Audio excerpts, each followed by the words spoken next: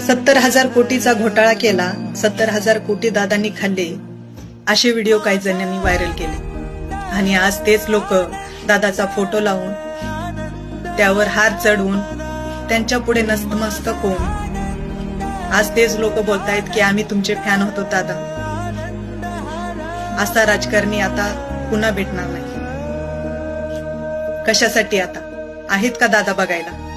जेव्हा दादा बघणार होते तेव्हा तर एखादा व्हिडिओ तयार केला नाही आणि म्हणला नाही की दादा तुम्ही खरंच खूप छान काम करता, तुमच्यासारखा नेता आमच्या महाराष्ट्राला पाहिजे अजून.